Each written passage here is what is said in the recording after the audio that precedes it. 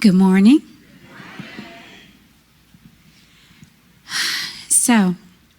First, thank you to the music team, the band, Candy. That was beautiful.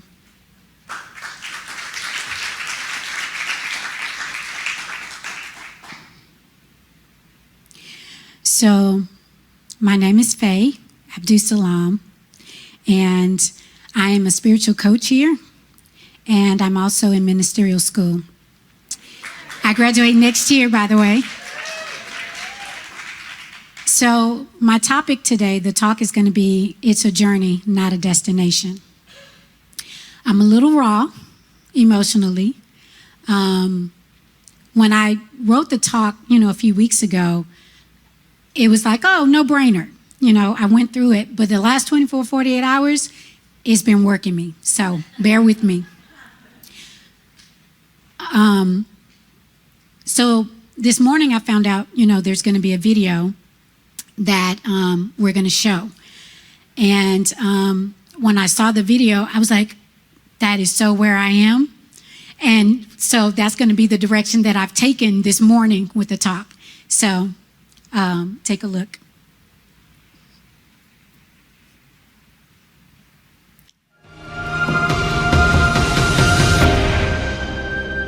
It's a journey, not a destination. Did you know this quote was from Ralph Waldo Emerson? Now that we located ourselves on the map of states and stages of consciousness, we can get very serious about arriving there, wherever we think there is, enlightenment, heaven, or continual inner peace. We can become discouraged along the way because we don't feel like it's happening fast enough. We can also be disappointed when we find ourselves falling back into old patterns of thinking, feeling, and behaving, even though we know better. But it's a journey. That's why it's called spiritual practice.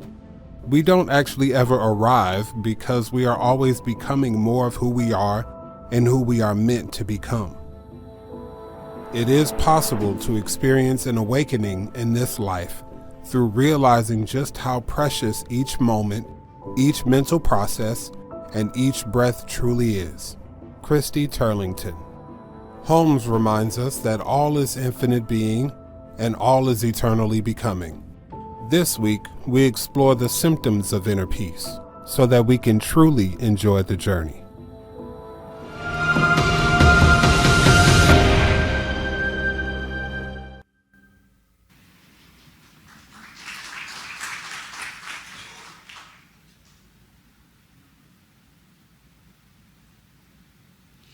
So when I was first looking at the talk topic, this quote came to mind. The most important thing on your tombstone is the dash. It's what you did while you were here.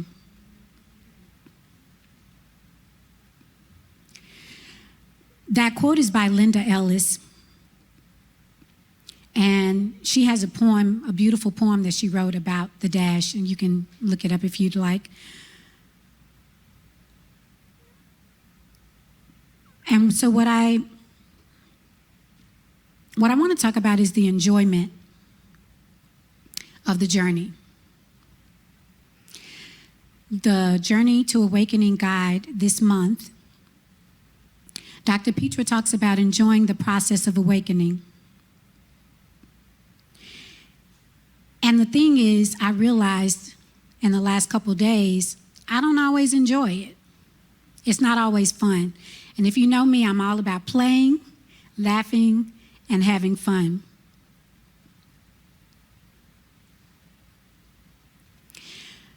So along my spiritual journey, I was raised in a Christian household. I grew up Baptist, and at some point, I felt stagnant and like I needed to get past that. I was outgrowing Christianity. And so I ended up studying Islam. And then I went through that path. And at some point, I felt like I was stagnant and I needed to expand some more. And then I went into metaphysics. And then after that, coming here to CSL. The thing about my journey, there were points where I felt hurt, I felt loneliness, and I felt grief, a lot of grief, because I was having to release that old part of me and what no longer served me as I stepped into what was calling me.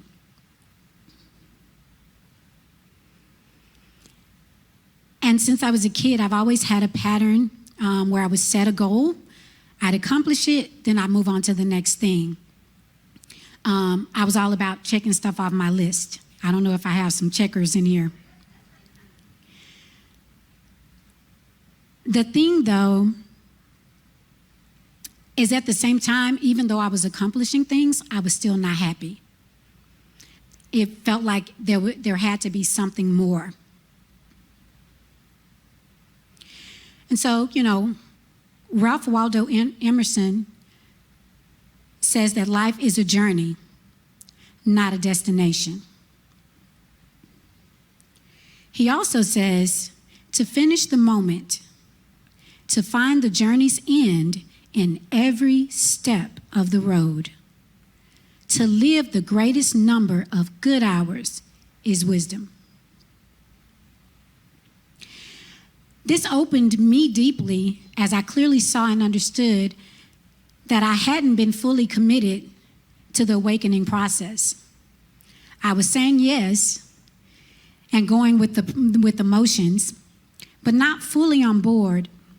I was half showing up, doing just enough to get by and to get some demonstrations here and there, while not fully allowing the transformation, the full transformation, to happen.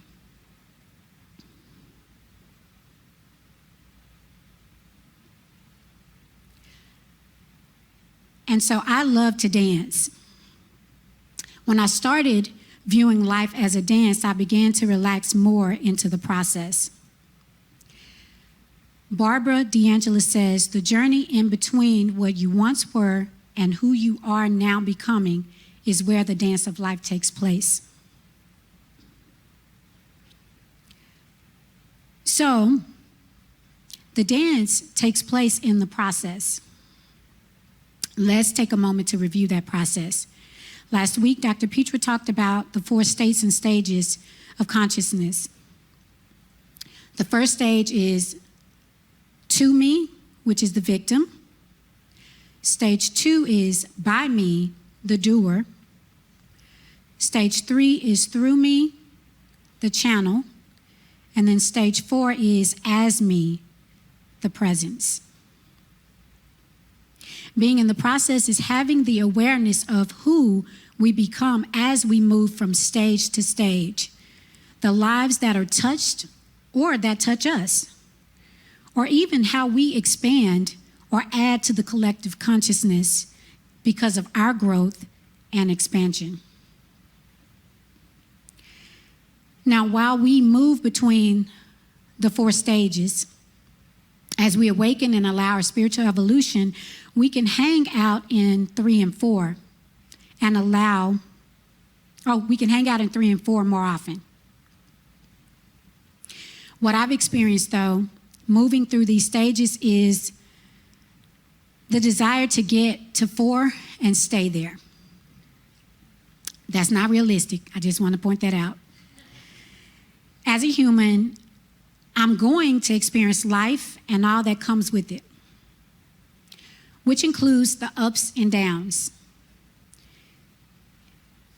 If I ended up in stage 1, in the victimhood, in the victim area, I threw a tantrum. Recently, I saw an interview where a guy talked about feeling the highs and lows of life.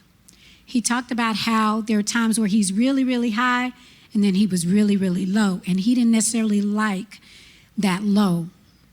And the therapist that he was talking to shared with him, she said, well, think about a heart monitor. She was like, on a heart monitor, it goes up and down, up and down, up and down. If you don't have that, you flatline. What happens when you flatline? You die. And so it just gave me a totally different understanding of what it means to allow that ebb and flow of life. I also had an image in my mind of the ocean, the ebb and flow of the water going back and forth. It doesn't keep coming in and it doesn't keep going out. And then I remembered being in water, I love to float and I love to be on the waves and allow it to just move me. If I'm resistant to that, then I don't enjoy it. But when I just go with the flow, it's very enjoyable.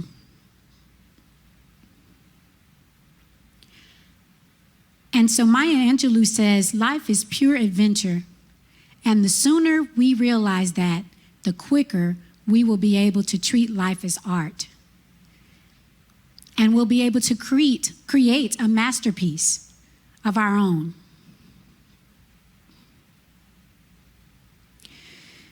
The other thing about just staying in one stage or state is that it wouldn't be fun. I've experienced this at times and I would become very bored. Years ago, I was aware that I had created a life with no drama.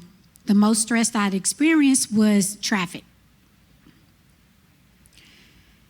I eventually got bored with life, and I don't know about you, that's when I create chaos.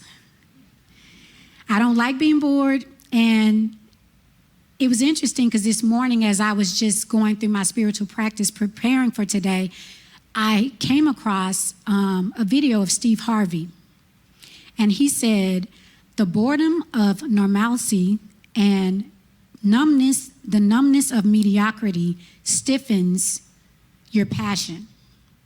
And I had to sit with that. I was like, that makes a lot of sense, because I remembered being in phases of boredom and being just discontent, not happy, and eventually feeling numbness because I knew there was something greater.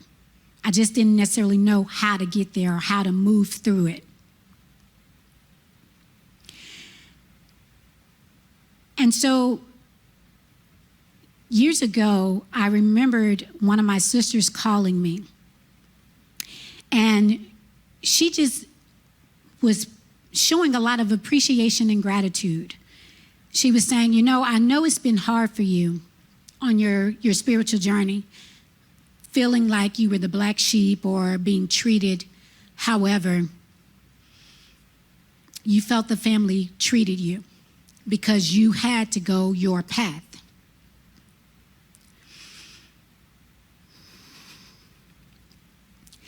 And she shared that because I stayed on my path, that gave her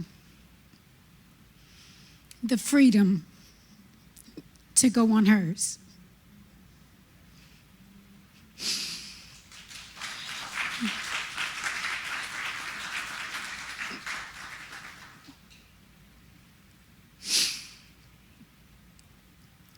Because I had done my work, there was a time where she lived with me and I had created a safe space for her to figure out her journey. Whether it was messy or not, she had the space to do so. And so now, like, she'll text or call every now and then. She's like, thank you so much, because not only am I able to support myself and coach myself through the process, I'm able to support other people, specifically my nieces and nephews, because they'll call every now and then. They're like, hey, can you help me with this? Can you talk to me about this? And so because of the work I've done, I think there's a saying where when we do our own personal work, we heal 7 generations going forward and back. And so that helps me to stand in knowing that I've done what I needed to do and that I can continue to do it, because it not only just affects me, but it affects my ancestors and it affects those coming behind me, as well as those around me, those that I interact with. So in her sharing with me this gratitude, it helped me to shift to my own gratitude for myself. As I said before, I'd check it off the list and I'd move on without really taking time to celebrate what I had accomplished. And so I was able to really sit in what I had done, how far I had come, and really appreciate the work I had done, I was doing, and that I will do. I am doing all of that. And the thing about moving between stages that I learned was there has to be an acknowledgement and an acceptance. Because if we don't acknowledge and accept what is, you can't move through it and move to the next phase. If I'm in victimhood and don't acknowledge and accept what I'm experiencing, I can't move to the next phase or the next stage, the by me, to do something about it. Or if I'm in the by me, I have to accept and acknowledge what is so that I can move to the through me.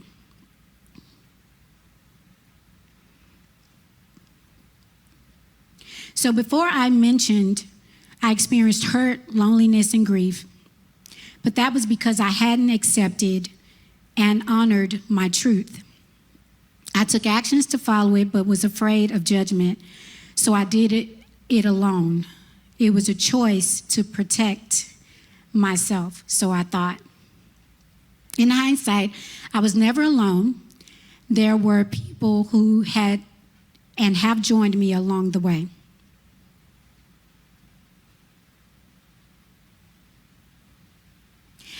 As I was creating the list, going through the people that have left an imprint on my life, what I realized, it was a lot of men. There are a lot of people that have left an imprint on my life, men and women, but specifically the key moments that shifted my consciousness and opened me up and expanded me in powerful ways. These are the people that I wanted to show appreciation for. It's Father's Day, so I was tickled that a lot of the names that I had listed were men. And I was like, you know what? The women, I'll do a Mother's Day one day or something. But for now, I'm going to focus on the men. And so I want all the men in the room, and I say men in general, whether you're a father or not, because some of the people on this list, they are not fathers as far as having children, but they poured into me.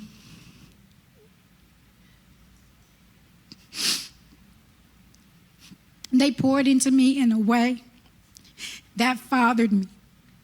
And so I want all the men to stand and we show appreciation for Father's Day.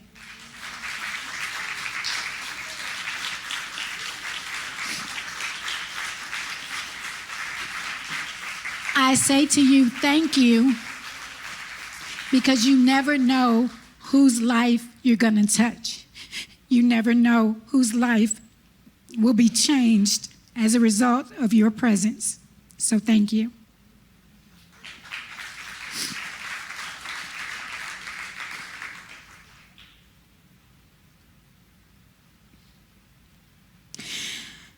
Ooh.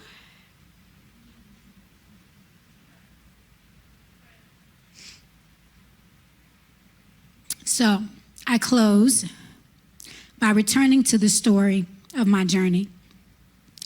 Because I was willing to say with the process, I have been able to experience my true essence, what I bring to the world. I'm not one for small talk. Actually, I do it very badly. I stutter, I say the wrong thing.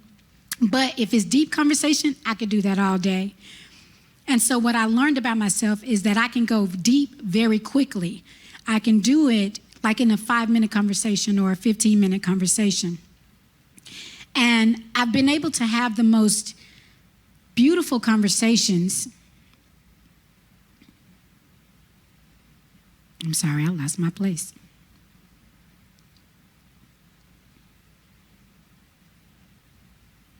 Oh, there we go. I've been able to have the most beautiful conversations with people that I meet. I get to see the expansion in my coaching clients. I get to see how their lives change. I get to not only expand other people's consciousness, but also expand mine.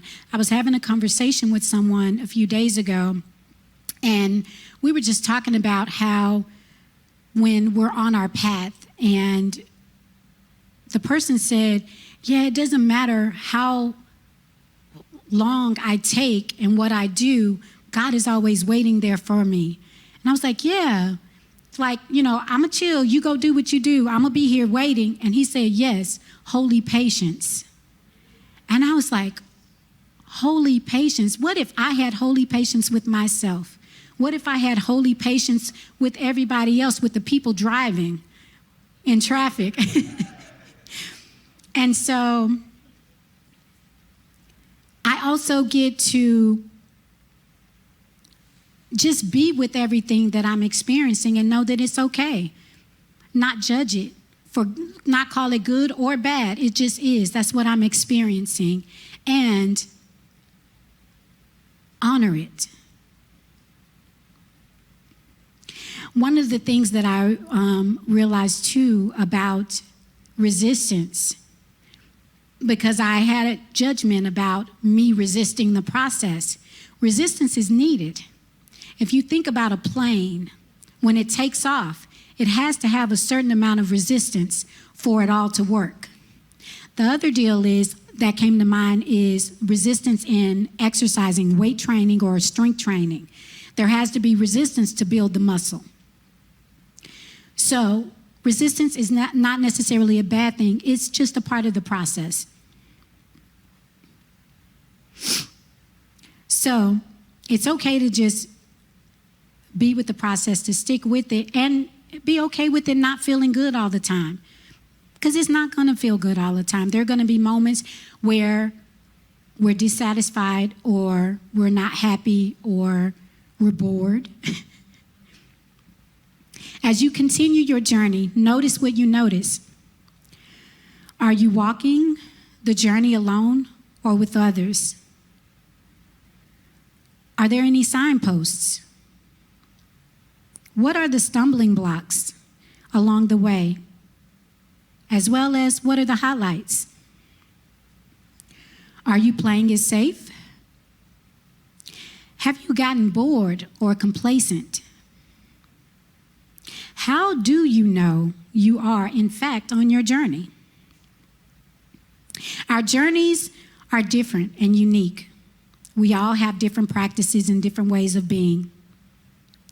Some of my practices are spiritual mind treatment, affirmations, meditation, animal totems, signs and symbols, and dream interpretation.